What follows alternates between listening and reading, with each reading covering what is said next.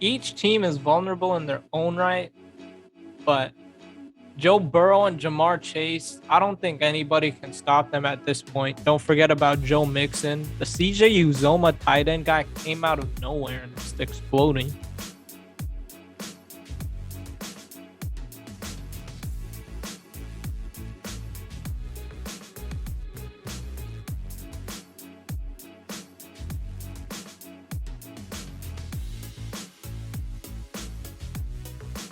Welcome to episode 36 of Everything Sports with Aman, NADKARNI, and Evan Garber. And yes, he is now a co-host on this podcast. So it's Everything Sports with Aman, NADKARNI, and Evan Garber. Today, we're going to be reacting to the NBA All-Star starters and then NFL playoffs because every single divisional round game was absolutely insane. Evan, just for a brief moment, what do you think? I mean, I'm actually really shocked about the All-Star starters, obviously, but then also the playoffs.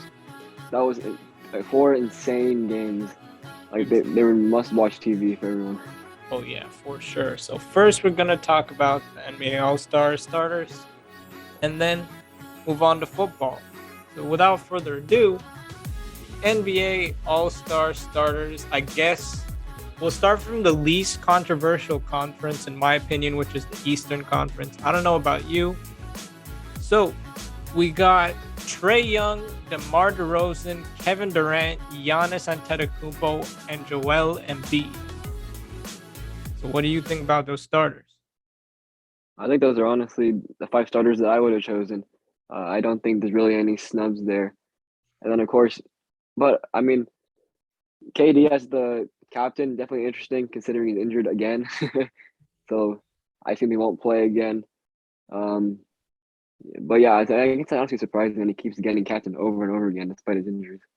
Yeah, like, I don't know if they'll keep him as captain. I personally think just because he's not playing, they can still give him like the all-star, whatever time all-star he is. They can still count him as an all-star for this year, but I think they should replace uh, him as captain with, I guess, Giannis or something, the next leading Yeah, vote getter in the East. But DeMar DeRozan, I was always high on the Bulls team since they got DeMar DeRozan.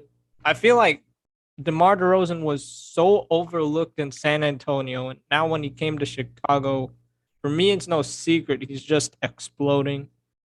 He was a lock for All Star, in my opinion. yeah, I totally agree. I mean, he's really keeping that Bulls team afloat right now. They have a lot of injuries, but they're still one of the best teams in the league, I think. For sure. They are 4-6 in their last 10. So they are struggling as of late. But I mean, as a side note, Darius Garland, as someone who could be a reserve, clearly carrying that amazing Cleveland Cavaliers team with Jared Allen, Evan Mobley, Darius Garland, like I said, and Kevin Love coming off the bench is actually sort of reviving his career a little bit. What do you Yeah, think? I really didn't see that coming. I Yeah. thought right after Rubio went down, and then obviously you still have Sexton out. I thought there was no way they were gonna do this well still, but um, they've got really good growth out of young players, especially Jared Allen. He's been amazing this season. He might be an all-star as well. And then Kevin Love, yeah, like you said, he's been a lot better than he has before. It's pretty cool to see him finally getting back to his normal form. Yeah, like same as you. The Cavaliers were doing well early in the season, but I feel like it was going to be like last season where through 5 games, the Magic and Cavs were the only undefeated teams in the league. I thought it was going to be like that. They would eventually fall off. But here we are, well past halfway through the season, and the Cavaliers are 1.5 games behind first place. That is crazy. Wow, I never would have thought that this year. Jeez. Yeah, so Darius Garland, I guess he should actually be a starter. Not Yeah, I starter, mean you gotta my bad, a reserve. A reserve. yeah, you gotta choose someone from that team, and they're 1.5 games behind in the East. That's pretty insane. Yeah, especially when no one at all chose him. So Yeah. I Yeah, guess I don't think Trey anyone did. Young. Some people voted Darius Garland as a starter. Trey Young made it again, two-time All Star, two-time All Star. I thought that was three times. Anyways, but now I guess Joel Embiid is putting up insane numbers as like a subtopic to Joel Embiid. What are the Sixers doing with Ben Simmons? Do not waste Joel Embiid's prime. Trade Ben Simmons for CJ McCollum. Give Joel Embiid a shooter, not necessarily for CJ McCollum. Just trade for a good shooter, and then you're a contender right away. The Sixers are doing well because of Embiid, but I don't think they're a contender. Yeah, Ben Simmons is not going to play for the Sixers. I think it's pretty obvious at this point. He Yeah. spent over half a season already. There's no way he's playing for the Sixers.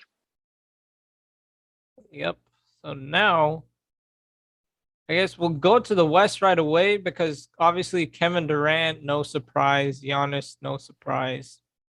East, I feel like you can go to each um, position in that starting lineup in the East, and there was no surprises. But we move on to the West. I'm just gonna list them all: Stephen Curry, JaMarr, Andrew Wiggins, LeBron James, and Nikola Jokic.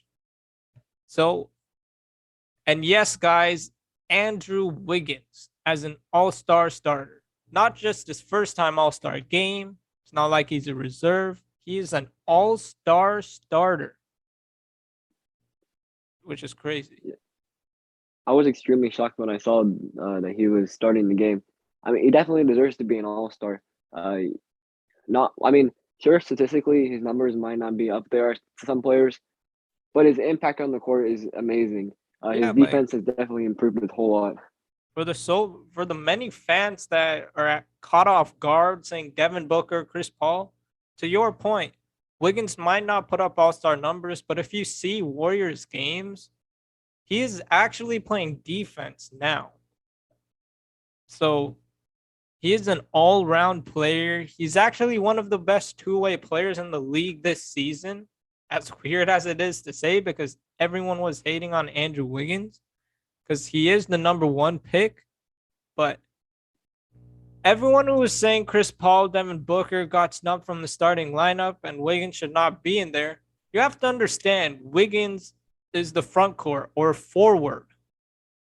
But Devin Booker and Chris Paul are guards. You're not going to take away Stephen Curry and JaMarr from the guards. Like, I don't know. You're just not going to do that. Yeah, I mean, like we talked about before, I think the NBA really, really, really needs to change the format of the All-Star game. It should definitely be a positionless game. Like there's so many players like Devin Booker, who are sort of screwed because they're a guard. If he was a forward, he could be a star. He probably would be a starter actually. So the fact that he's a guard just doesn't make any sense. I feel like now you got to put a pool of players and then just pick five of the top guys. Shouldn't be guards and forwards. I mean, even if it was, even if we just take the top five leading vote getters, I'm pretty sure Wiggins would still be an all-star starter because he was right there behind LeBron and Jokic. Yeah, I mean, it definitely helped from the K-pop. Did you hear about that? Yeah, I did. How I Pretty started funny. laughing. Hey, I Kevin mean, Durant whatever works. reacting is so funny. He's like, last year I thought I picked the best team in All Star game history, but we laid an egg when the game started. This year, if I'm the captain, it's going to be a lot better. I need to redeem myself. My GM skills are being questioned. Well, I feel like he messed up. And yes, it's the All Star game. He chose his teammate, Kyrie Irving, but Stephen Curry was there on the board. You saw what Steph did in the All Star game. If Giannis wasn't going to win MVP, it sure was going to be Steph. Yeah, but I mean, it makes sense. He's a teammate. That's what they always do in the draft. They always choose their teammates first, and then they go Yeah. to the rest of the players. But Steph, JaMarr, first time All Star. This guy is an MVP candidate for sure. He is playing amazing basketball for the Grizzlies, third seed in the West, I believe. But JaMarr, Nikola Jokic, LeBron James, Wiggins, Steph. No surprises apart from Wiggins in that regard. But we move on to the NFL playoffs because I can guarantee you a lot of us are shocked at the NFC and AFC championships we are going to be watching Sunday. What are your thoughts on each of the four games? So very briefly, what are your thoughts on the four games we watched Saturday and Sunday? Yeah, so we'll start off with the Bucks Rams game. Uh, the the Rams basically put it in the Buccaneers' hands to win, but then they choked at the end. They couldn't guard Cooper Cup when literally the whole world knew going to Cooper Cup. And Yeah, then Niners and Packers. I'll just cut in really quickly. I told this to my dad today when he was dropping me to school. I was like, I'm not surprised the Rams blew a 17-0 lead against the Niners if they literally just did that against the Buccaneers. But luckily they still held on. But go ahead.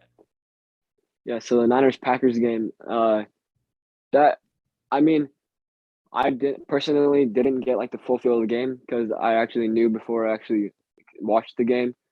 Because I was at a basketball game, but it was just insane how they won. I did not think it was gonna happen.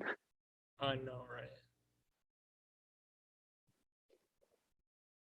And And then we then move on to what was the other game? the Bengals Oh, the Titans. Titans. Yeah, the Titans game. I honestly expected the Titans to lose. I didn't think they deserved the one seed in my opinion. I mean, although Derrick Henry is a beast, he's just coming off an injury and he didn't look the same. The offensive line wasn't very good in that game, so I'm not surprised they lost. I mean, to be fair to the Titans defense, they sacked Joe Burrow 9 times. Like, I feel like Ryan Tannehill, they paid him the bag.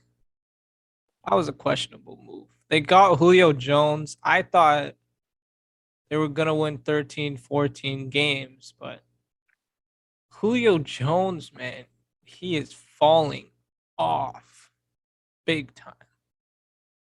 Yeah, even like a lot of Titans fans, they're really bagging on Tannehill.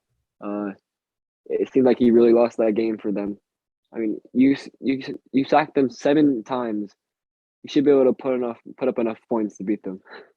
Yeah, it was actually 9 times on Joe Burrow. That's right, 9. My bad.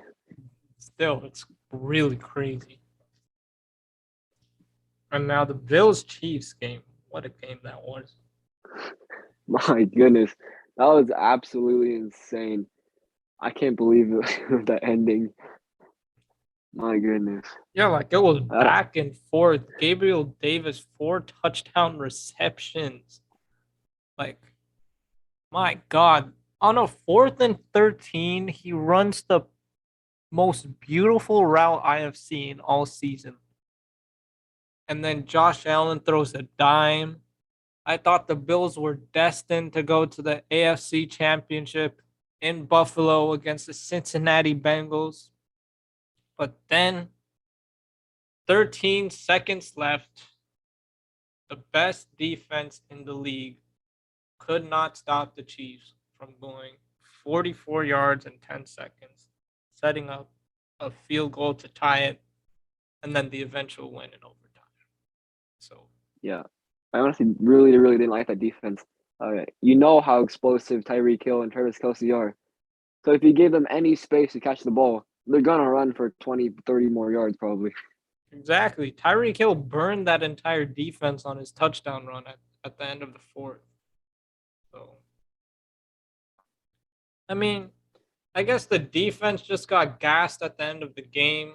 Like, if you see the mic'd up video on YouTube for them, the Bills, I think it was Gabriel Davis or whatever player that walked up to him, that literally said, "We're going to the championship game. You got 4 touchdowns and whatever like that." But Man, I know this is a Friday and it happened last Sunday, but I'm never going to forget that game because 13 seconds left, even with 3 timeouts. I don't know how a quarterback or a team does that.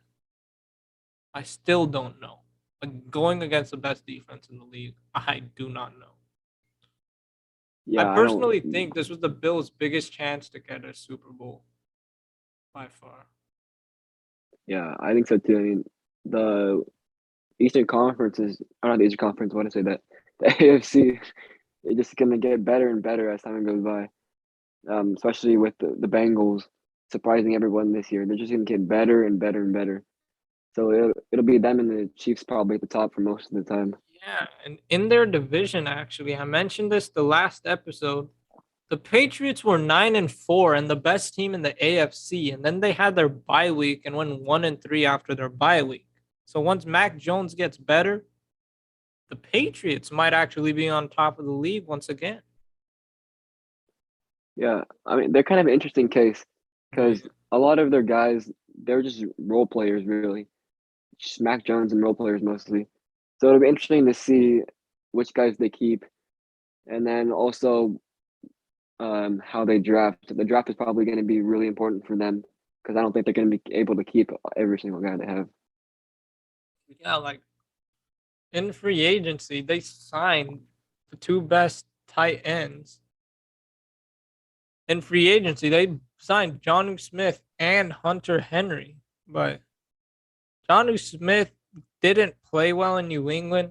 I knew that was gonna happen when they signed Johnny Smith and Hunter Henry, but I feel like you have to get rid of one of them, probably Johnny Smith, just so you have a more consistent offense. Johnny Smith, I don't think the Patriots are a right fit for him at all. Yeah, and I think that they should go out there and definitely make a splash at wide receiver. There's no really star wide receivers on the team right now, so if you can get Mac Jones a really good target, they're going to be a pretty good team next year. That is true. But enough of that. So after all those 4 games, that sets us up with an NFC championship, Niners, Rams, Bengals, Chiefs. The Bengals at Kansas City, 12 p.m. Pacific time, and Niners, Rams at 3:30 Pacific time. Cannot wait for these games. Bengals, Chiefs. The Bengals just beat the Chiefs in the regular at the end of the regular season, actually. But as we learned from the Bills Chiefs game, with the top defenses in the league, the regular season is the regular season, but the playoffs are completely different by far. Yeah, I mean, playoff Brady and playoff Mahomes, they're always built different. Right. But the Chiefs, as I said at the start of the wild card round, I'm pretty sure all these teams struggled at one point in the season. So each team is vulnerable in their own right, but Joe Burrow and JaMarr Chase, I don't think anybody can stop them at this point. Don't forget about Joe Mixon. The CJ Uzoma tight end guy came out of nowhere and just exploding. And then the Chiefs are the Chiefs. They had their early season struggles, but luckily they fixed it. The Rams actually dropped a few games, 2 of them to the Niners. The Niners had their losing streak, but then just won tons of games. So it's was a very open field this year. So I guess I'll voice my thoughts on the Chiefs Bengals game. I don't know what to think because I don't want to keep overlooking the Bengals because I did that with the Raiders and I thought the Titans were for sure going to beat the Bengals. But then I guess Ryan Tannehill sort of proved that. I don't want to overreact, but the Titans might need a better quarterback because you have Derrick Henry, the best running back in the league. And then you have Julio Jones, who might be declining, but if there's a good quarterback that can throw him deep balls, then I think he's going to prove everyone wrong. And then you have A.J. Brown. So you need a better quarterback who can throw the ball deep very well. But what do you think about this Bengals Chiefs game, man? Because I don't know who to pick. I'll just go with the safe pick with the Chiefs. So the Chiefs are my pick on the AFC side as of now. What are your thoughts on the Bengals Chiefs AFC Championship? I think it's actually. I think it's gonna be a really, really good game. Both offenses are gonna come out firing, but I feel like it's gonna be more of a defensive game than you might think. It probably won't be like the Bills Chiefs game with each team getting 30 points at least. Uh, I really, really want to pick the Bengals. I really want to see the story of them rebuilding basically in 2 years, stay at the Super Bowl. But I gotta go with the Chiefs. The Chiefs are just way too good. Yeah, like at this point, Patrick Mahomes is a mini Aaron Rodgers, or I guess he's like Aaron Rodgers in the sense that you need the clock to. I feel like the three quarterbacks in the league where you absolutely need to bleed the clock all the way down to all zeros is Patrick Mahomes, Tom Brady, and Aaron Rodgers in no particular order. Those three quarterbacks, you need to make sure it's zeros because if there's timeouts and if there's at least 10 seconds, they're going to somehow get it in the field goal range. Somehow, some way. Yeah, I mean, we already saw that with Mahomes, obviously, and then we saw it with Aaron Rodgers and against the Niners or in the regular season. But yeah, I totally agree. You cannot give Mahomes any time. You got to run the running game is going to be really important in this game. That's why I think it might be a lower scoring game than people might think. Yeah, just the types of defensive coverages the Bills were playing, that was wrong. But both of us picked the Chiefs, but now the Niners and the Rams. Obviously, teams change history, change the way the games are played, but the past 3 seasons, the Niners are 6-0 against the LA Rams. No matter their record, no matter their players, 6-0 against the Rams. The Rams had a 17-0 lead against them in week 18 this season and then just let it slide. Like the Cowboys could still be in the playoffs because I think the Saints would have made it if the Niners had lost. So the Rams, their 17-0 lead might come back to bite them more than they think because they might have thought that, oh, it's a regular season game. We clinched the division anyways. But now you have to beat the Niners to get to the Super Bowl. And Matthew Stafford coming from Detroit, obviously a huge upgrade over Jared Goff. There is so much pressure on a quarterback that I don't know if we've ever seen it, at least in the past decade, for this quarterback to have so much pressure. He is sort of delivering. His team almost fell short against the Buccaneers despite a 27-3 lead, but I think the Niners go 7-0. Like we get the Niners Chiefs rematch, and then I will hold off until a later episode to discuss my Super Bowl predictions, who's gonna win that, the score, and everything like that. But Niners Chiefs Super Bowl rematch is my pick as of now, but we'll see. Crazier things happen, man. Seriously, crazier things happen. So, what are your NFC Championship predictions? Yeah, I mean, I might be biased as a Niner fan, but I don't care. Niners are winning this game. I feel like it's gonna. I feel like Niners are gonna come out firing right away with that stadium packed full of red. But then I think it's gonna be actually a pretty defensive matchup. Both defenses are gonna um, both defenses are finally gonna lock each other down, and I think that the Niners sneak out a victory, maybe on a last second field goal or something. Yeah, like even though the defenses are amazing, like I said, the regular season, crazier things have happened. I threw out a score early in the evening with my brother and dad. 33-30, Niners win is my prediction. I think it's going to be an offensive game. I think Jimmy G is going to prove the doubters wrong. Like, I think that he wins the Super Bowl. The Niners should at least let him play out his entire contract because he won a Super Bowl. Yeah, it's gonna be very interesting to see what they do if Jimmy G wins the Super Bowl. Yeah, Yeah, but I feel like they have to keep Jimmy G. At least into the yeah, Super Bowl, you have no choice. yeah, exactly. So this is definitely going to be an interesting offseason, especially with Aaron Rodgers, Russell Wilson, Devontae Adams, big names like that. See where Jimmy G goes, if he stays or if he leaves or if he gets traded. But with that, this is the first time Garber is a co-host with this podcast, so he's gonna stick around for until we stop making episodes, and that's not gonna be anytime soon. Every Mondays and Fridays, one episode at the start of the week, obviously on Monday, and then at the end of the week on Friday. So twice a week. Don't forget about that new schedule. Have a great weekend, and we will see what happens in the NFC and AFC championship. So without further ado, have a great weekend.